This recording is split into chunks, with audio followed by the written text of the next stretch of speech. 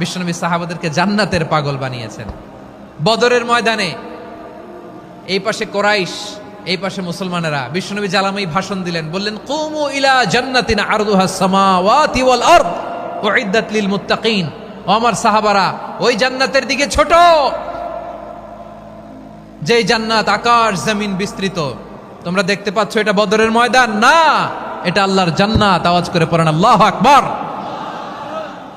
বিশ্বনবী বললেন ছোট ওই জান্নাতের দিকে, যে জান্নাতের বিস্তৃতি আকাশ জমিন বিস্তৃত।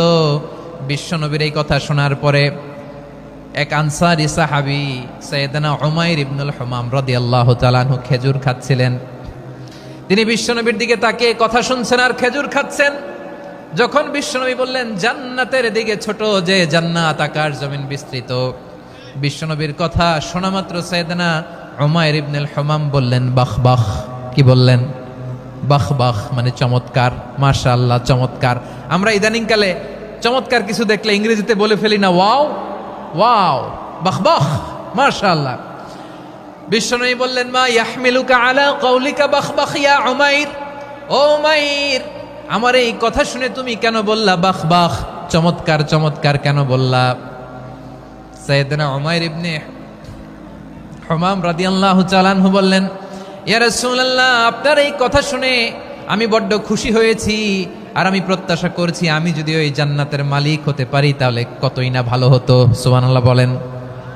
বিশ্বনবী বললেন ছোট এই জান্নাতের দিকে, যে জান্নাত আকাশ জমিন বিস্তৃত। আপনার এই চমৎকার মুখনিসৃত কথা শুনে আমার হৃদয়ের মধ্যে জান্নাতি হওয়ার বাসনা জেগে উঠলো, এজন্য বলেছি বাহ বাহ, আমি যদি ওই জান্নাতে যেতে পারতাম কতই না ভালো হতো। উমাইরের কথা শুনে বিশ্বনবী বললেন ঠিক আছে উমাইর, জান্নাতে ঢোকার জন্যই, জান্নাতের অধিবাসী হওয়ার জন্য যেহেতু তোমার এত আকাঙ্ক্ষা, আমি বলে দিলাম আনতা মিন আহলিহা, তুমি আল্লাহর ওই জান্নাতের অধিবাসী হবা।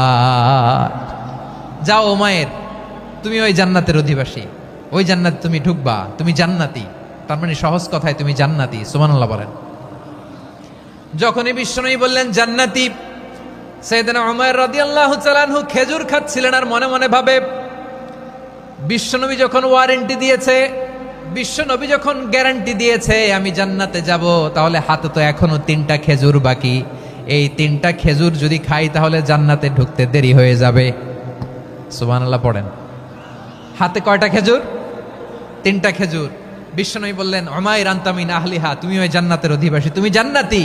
উমাইর চিন্তা করলেন আমি জান্নাতি, নবীর মুখ দিয়ে যখন বেরোইছে ওই জান্নাতে তো আমার ঢুকতেই হবে, কিন্তু হাতে 3টা খেজুর খেয়ে যদি জেহাদের ময়দানে